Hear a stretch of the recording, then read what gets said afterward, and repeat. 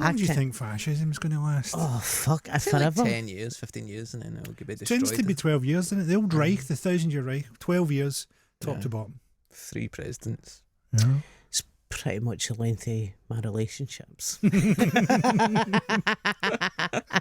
So what are we looking at? We're looking at 2037, maybe. It's going to swing round again. I don't know. How long's it been going on? I feel like it's been going on a while now. Yeah, that's what I was going to say. We must be like, I think we're over the foothills of fascism and we're now just in the You think the history books will be Trump I think re-election? when Elon Musk's head bursts under my foot, that'll be a good moment for the world. I think what has to happen is people like Farage need to get to fuck. And the economy needs to bounce back because it's just so easy for fascism to be the way the country's so fucked. So it's just easy to blame other people and not blame yourself, isn't it? Here's a controversial thing from me. God, it's not like you. Anti-fascism. Fascism has a kind of set programme. It has a path. I'm not saying it's a good thing, right? But I'm saying if you want to be effective, fascism is like, oh, we do this because this, and this, right? And it has a place that it leads to, which is fucking camps and outgroups and expansion and all this kind of stuff, right? Anti-fascism is now just what we call turning up at a fucking demo and throwing some stuff at these cunts, which I totally support and applaud, right? More people should have things. I think you should do that, right? But where anti-fascism comes from is like a fucking ideology. That was communism, right? That was socialism. Yeah. That was originally a complete fucking program that's been detached from. So anti-fascism is saying, let's get together and throw some stuff at these cunts, which, you know, great. But it's not saying, let's get together and throw some stuff at these cunts so that we can do X, Y, and Z because it would be better if society was like this. And that's kind of a problem because over there's a full fucking program of what they want to do. And over here, it's like, well, fuck those guys. But also that's the kind of left, isn't it? Like, the right is always, always, always much more organised than the left. Like, because what happens with the left is it's the whole Monty Python sketch of the Judeans people front and the people's front of Judea, isn't it?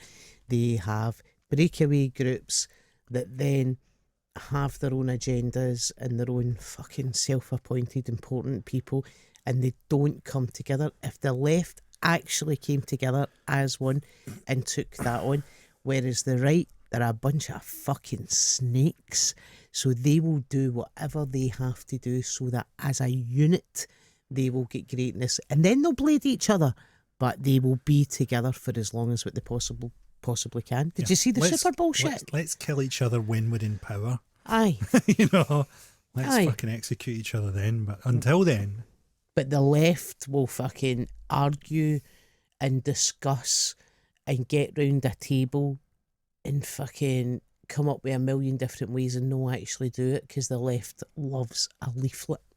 You know what I mean? And that's a bit of a problem, that they enjoy handing out a leaflet and they enjoy the kind of, we'll go and we'll throw stuff, but we actually need to come together as an entity to overthrow this. And right now, the right are winning that. Did you see the Super Bowl shit with Trump and Taylor Swift? No.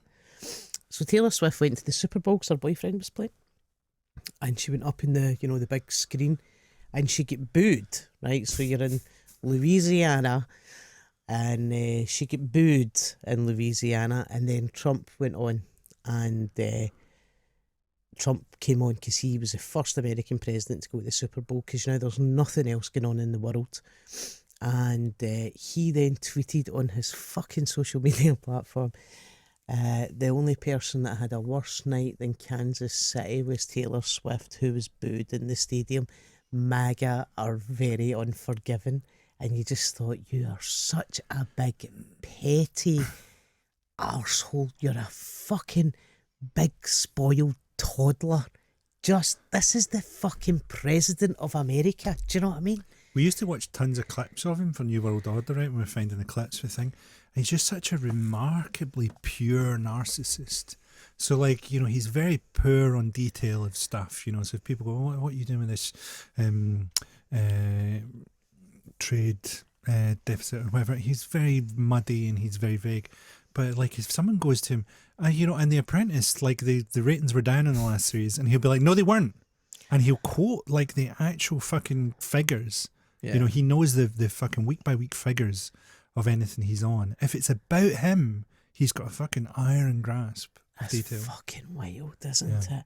I just think it's wild that he's such a big spoiled child. Do you know what I mean? That is the guy that is essentially what my generation and your generation would have considered to be the leader of the free world, and he's just such a big petty child. And you can not like politicians and you can not like their policies and all that kind of stuff, but like, I just couldn't imagine like John Major behaving like that. Do you know what I mean? Like, I just can't imagine Harold Wilson behaving like that, or even like Ronald Reagan behaving like that. You might not have agreed with his economic policy or his foreign policy and all that, but you can't just imagine a guy with that much power being that fucking petty in public. He's kind of like a perfect president, though, isn't he?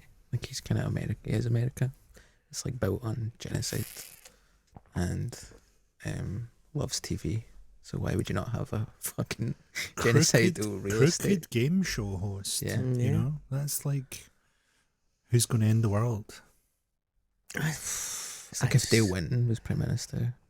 Evil Dale Winton. I'd just like to delineate between good Dale Winton and evil Dale Winton, his shadow self. The Wario. The Jungean Wario. The Wario. Well, you know, Mario is very Jungean. Whale Swinton. Yeah, well, that's true. But people talk about how Mario has Wario, but then Luigi has Waluigi. Mm-hmm. And it's like, Waluigi. Waluigi is like a copy of a copy. Because the only thing different between Mario and Luigi is that Luigi is sometimes scared, but often just characterised as better at jumping. And then Waluigi's this horrific figure who only exists. He's like a shadow of a shadow. He's like a photocopy of a soul. Maybe he could be president. It's a lot to think about. There's a lot to take apart there. Luigi's better at jumping. I think that's a heightest thing. It's just based on Super Mario Brothers 2. Some Mario games, everybody can jump the same height, but in that one, because it was actually based on a video game that wasn't a Mario game, so it's based on this kind of Japanese family who go into their dreams, so that everybody can jump different and has different strengths, which is not canon, obviously, in all the other games. I mean, there's nothing like a Japanese family dreaming about Italian plumbing brothers rescuing a princess. We cover a lot of ground in this podcast.